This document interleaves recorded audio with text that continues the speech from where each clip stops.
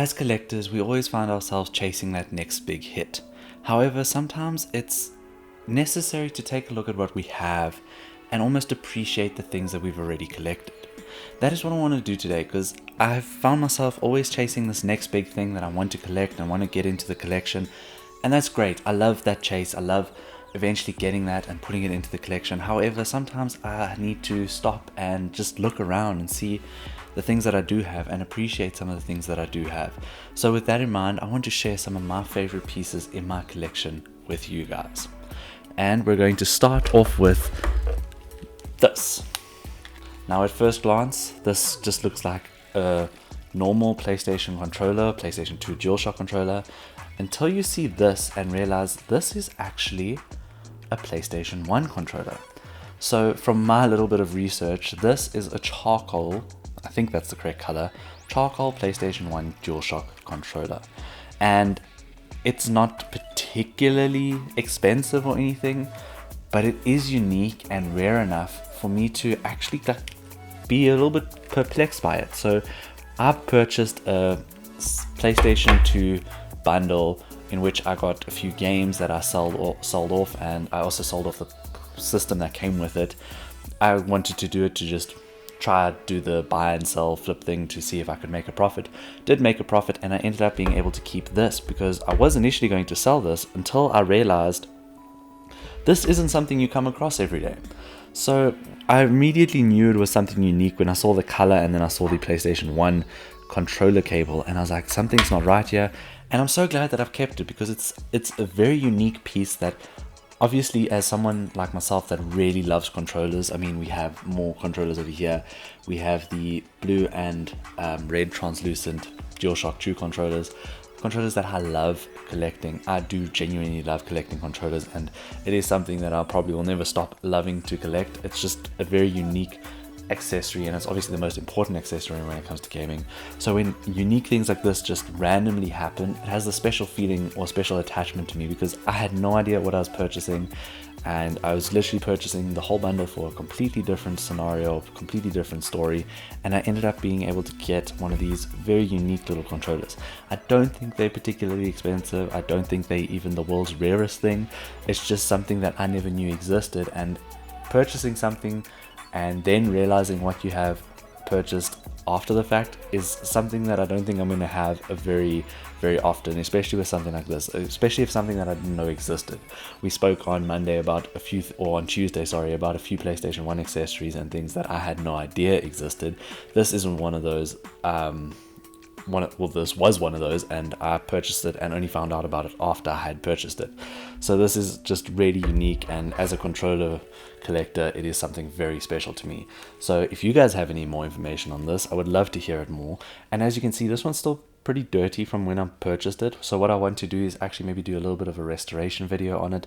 As far as I'm aware, it still works perfectly, so I don't want to damage any of the working internals, but definitely give it a clean and things like that. The stickers or the prints are still perfect, the buttons are still perfect, so just a light restoration on or maybe just a light cleaning. So I think that would be a nice little video, or maybe a nice little short to share with you guys. So let me know what you guys think of this controller, and let me know what your most unique controller is. Now, continuing on from that controller, you guys know I have a very big collection of DualSense controllers. I have every special edition that has been released in South Africa, and there are so many of them. I love them all, but which is my favorite? We've actually covered this in a past Top 5 Tuesday, so if you want to go check out my other ratings and some of the other ones that I really love, although there have been 2 new ones and there is a 3rd one coming, so maybe we will change that list in the coming months. But before I get too ahead of myself, I just want to say I really enjoy the 30th anniversary collection. I love my DualSense Edge. It is one of my favorite controllers, if not my favorite controller ever. I love the colorway. I love how it performs. It's a great controller. I love the normal 30th anniversary edition. So when the 20th anniversary came out, that's my holy grail. The 20th anniversary PlayStation 4 and controller, those are my holy grails. I love that system. I love the design. I love everything about it. But I was young and I had no money and I could not afford things like that. So when the 30th anniversary came around, I was like, okay, I'm not making the same. Well, I'm not. It wasn't a mistake, but I'm not going to pass it by. I want these things in my collection. I know they're going to be permanent editions, so let's splurge a little. And that was around about the same time when the channel started to do really well, so it was almost like a reward. And those controllers hold a very special place in my heart. But my favorite DualSense controller is the God of War Ragnarok one. And I've said it countless times, while the design is spectacular, I really do think this is one of the prettiest DualSense controllers. The story around it is more so why I love it. This was a gift from my fiance, and it wasn't something that I was ever expecting to get. I love God of War Ragnarok. It's one of my favorite PlayStation 5 games, if not one of my favorite games ever. But I was never in the market to go get the controller. But she got it for me for Christmas, and it was amazing. I love it so much. It has such a special and unique place in my heart that I'm never ever going to get rid of it. And it is always probably going to remain as my favorite DualSense controller just for that fact alone. So while, yes, we maybe chase things for specific reasons, maybe we like the appeal of it, maybe we like the look of it, maybe it's a game that we really want to try play, sometimes things in the collection have a little bit more of a sentimental value to them, and that sentimental value can maybe add to its appeal and add to what I love about it so much. So the DualSense Edge, or the DualSense Ragnarok Edition, the God of War Ragnarok Edition, has definitely won me over, and it is definitely something that I will treasure and keep forever, mainly because my fiance gave it to me, and it is something that I will always hold dear to my heart. So with the controllers out of the way, I don't really have many consoles, so I've more recently obviously gotten every single console that PlayStation ever released. We completed that set with the PlayStation 3, and I love the PlayStation 3, but I don't have any other things like that. But I do have one console color variation, and it's probably one of my favorite looking consoles. One of, not my favorite. My favorite is obviously still that 20th anniversary PS4, but the silver PS2 Slim. It's such a beautiful console. It's not by any means rare or anything like that. It is just a console that I have always loved the look of. PlayStation in silver just feels right to me, and I would love to get more silver systems. I'd love the silver PS3, the silver PS4 Slim, or even, obviously we have the silver plates on the PlayStation 5, but that's not the same silver. That's a much darker silver. That original PlayStation silver, the PS Vita and PSP also have fantastic versions in the silver color. I think the PS Vita one is a Dragon Quest one. That one looks incredible because you get a little slime that you can put into the audio jack, and it looks like the console's drooping. Fantastic looking system. But I have a PlayStation 2 Slim in silver, and this for me is where it almost all started with my silver obsession, if you want to put it like that. I didn't really enjoy the silver beforehand, and then I got the hands on that satin silver PlayStation 2 Slim, and it overtook my thoughts. It's something that I love so much. It's one thing that I'm never going to rest easy on. I think I want to definitely focus on getting that full silver set, but it's a long-term project, and we obviously have much bigger priorities at the moment. We are definitely focusing on the Astrobot videos. Guys, don't think that I have forgotten. I have not forgotten about the Astrobot videos. They will be coming out as soon as I can get my hands on enough games to make it a worthwhile video. I'm not going to do one or two. If you guys do want a little bit of an insight, we have recently got Okami HD on PlayStation 4, so that is one of the references. So it's not like I'm not doing anything. I just don't want to do one video where it's only one thing. I want to make it a video where there's multiple things that I've been able to purchase together, and then make it a much more interesting collection update. I hope that makes sense. And I completely went on a tangent there, so let's hop back on track. So I have said countless times, I am not a sealed collector. I don't want to collect sealed things, but sometimes these things just make their way into your collection. And I've spoken about this one enough times. That is Final Fantasy 12 sealed on the PS2. And the PS2 is quite possibly my favorite system of all time. While I've never played Final Fantasy, I'm only recently starting Final Fantasy 1 on the PSP. It's a system, or the PS2 is a system that I love dearly. So when I purchased this, gosh, this was about 7-8 years ago now, I never had the intention of just keeping it sealed. I actually wanted to play it, but now it's been so long and it's a sealed PS2 game that I think I am probably not ever going to open it. No, I'm never going to open it. It is going to stay sealed. It's going to be my sealed PS2 game, and it's something that I really enjoy having in the collection. It's a unique piece that is definitely a conversation starter, especially how late on I purchased it. I purchased this in, I think it was either 2017 or 2018, direct from retail, and they were still having PS2 games direct from retail in 2018 and 2017 here in South Africa, which is just insane to even think about. But it is truly something that I really, really enjoy.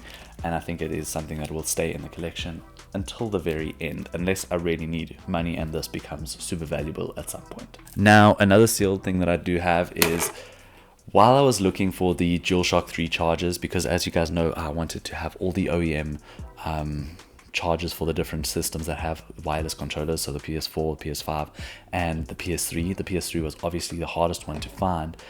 I came across someone in South Africa that had a whole stack of them. So, and they were all sealed, all brand new. So when I messaged him, I kind of like felt really bad about the fact that I was going to open a sealed PS3 accessory. I think I have a video on the channel if you want to check that out. I'll try to remember to link it in the corner or in the description below. But when I was talking to the gentleman about purchasing these DualShock controllers, he eventually said that he actually has some other sealed PS3 stuff, and that's how I ended up purchasing this. I am not a sealed collector, I promise, but when weird things like this come up and they are still sealed in their blisters, I'm not going to pass up. I want these things in my collection. Even though I'm not a sealed collector, let's get it right. I'm not a sealed collector, but things like this, it's just once in a lifetime opportunities, and the price was right. It wasn't overly expensive.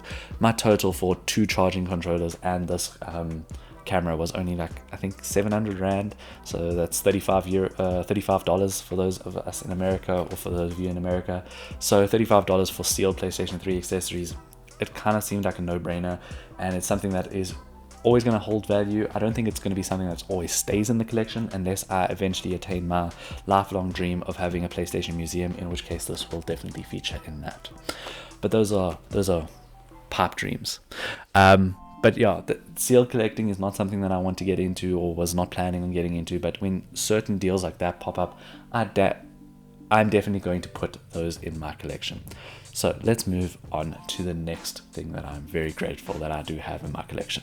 So a lot of games have multiple editions that release, and while I am always fond of the collector's editions, and a good example is the Regala edition for Horizon Forbidden West, it's difficult for me to justify not only those prices but the space that those things are going to take up, because obviously I have very limited space where I collect and what I put onto display. So those big collector's editions, as much as I would always want to purchase them, they sometimes aren't justifiable, and I think that's a massive reason why I've become so inclined to purchase controllers and just the standard edition of the game. Not to mention the more recent collector's editions no longer have the actual disc in the bundles. What is that about? I mean, the Ghost of Yotei Collector's Edition is perfect, except for the fact that it has no disc in the bundle, and not only that, it doesn't even have a steelbook anymore, so it's not even like we can fake having a physical physical version of the game. So for me, I think I'm going to stick to controllers for now and the physical games, or the physical standard editions, but that wasn't always what I would do in the past. In the past, we had special editions, which were like these happy little middle grounds, and they were like maybe 200 Rand more expensive than the standard editions. You got a steelbook. Let's grab one here. Ooh. So for example, The Last of Us Part 2, we got the steelbook and we got a little mini art book. And I love these things. I love flipping through the little art books. I have 3 now. I have the Horizon Forbidden West one, The Last of Us Part 2, and more recently I got the God of War one at the beginning of this year, and I love the God of War one. The steelbook is up there next to the Gran Turismo 7 one. I love it so much. It is something that I am so happy to have finally added to the collection. It's something that I was definitely after for a while. Now I just need that God of War Ragnarok steelbook, because that one just fits so well together with this one. But these are things that I have started, these are things that I would love to have more of now in the PS5 generation, but they are definitely something that is more present in the PS4 generation, and I think maybe I'll go back and start purchasing all the PS4 ones, but for now the ones that I do have I really do love in my collection. I think they are the highlights. They are my favorites of the ones that I wanted to collect. The only one that I can think of that I really do want is probably the Uncharted one, but that one's a little bit more difficult to track down here in South Africa, but I do think I'll get it right at some point. Okay, so let's move into what is probably my favorite piece in the collection, and that is a tall order, and that is The Witcher 3 Blood and Wine Special Edition.